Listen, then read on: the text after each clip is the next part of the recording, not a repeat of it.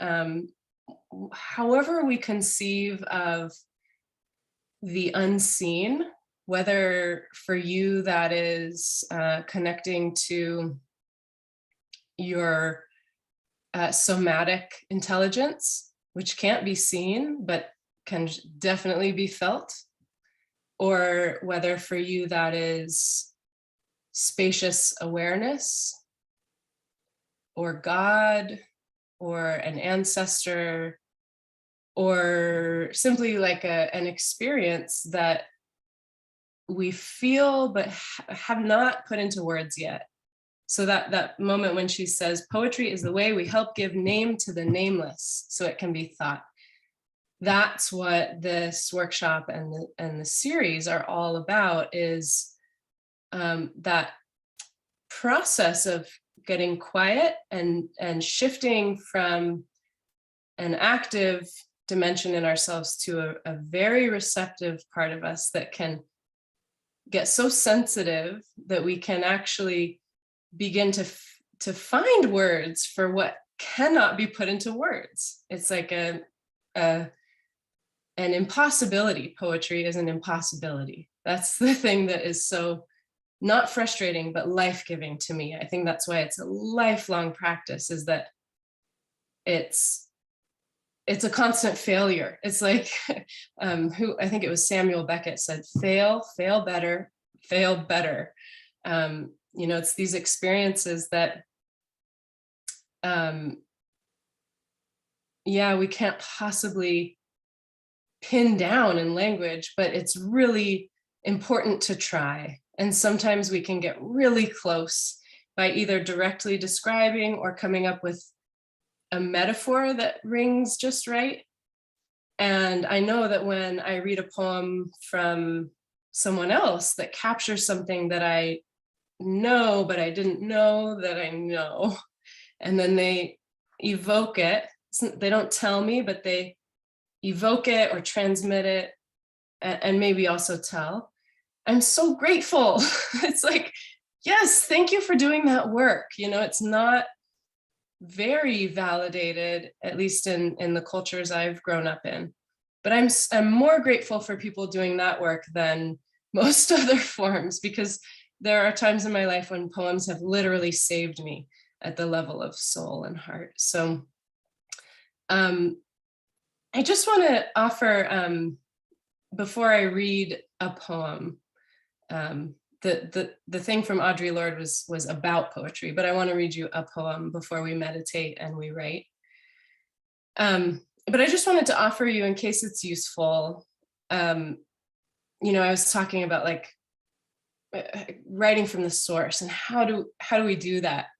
And gosh, I majored in poetry for all of my schooling, and it wasn't until I let myself just kind of really experiment for myself that I found 3 ingredients that work for me for writing poetry that is satisfying to me. So I wanted to offer my 3 ingredients that typically, it's not like I willfully use these, but I notice that I do. And I notice that when I use these ingredients as an approach, that it's a much more satisfying process. So I want to offer them to you, and then obviously say, find your own. You can use these, or you can explore and find your own, but it's helpful to notice what are the ways in that work best for us. I know some people I work with, it's to go out in nature, or I can't think of anything else right now, so I'm going to say, for a lot of people, it's to go out in nature. But for me, the 3 are, number 1, I really like to use the raw experience of everyday life. So it's really helpful for me to just look around, especially as a busy mama. What is right here? What is actually happening? And is there something true or beautiful or good or poetic about the raw experience of everyday life? And then I like to add, the second ingredient for me is wholehearted, visceral listening. So if I can somehow get my heart online and my viscera, my whole body, heart, mind, which meditation usually helps with, then usually something more aligned emerges to say about the raw experience of everyday life. Like I could just describe what's happening from my um, rational mind, and that's one thing, but I feel like the poetry emerges when we start to tap into our intestines and our heart and lungs and hands, and we let the intelligence of our whole body, mind, and heart begin to notice what's really happening right now. So ingredient 1, raw material of everyday life. Ingredient 2, wholehearted, visceral listening. And number 3 is the mind of meditation, which we will dive into together momentarily.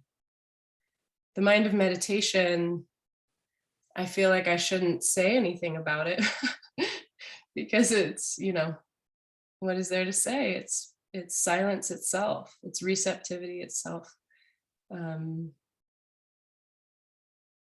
Yeah, maybe I'll just leave it at that.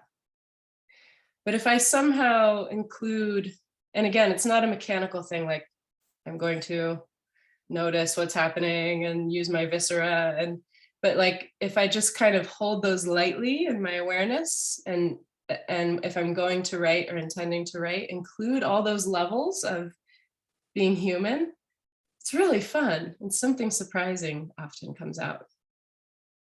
Yeah, cool. Thanks so much for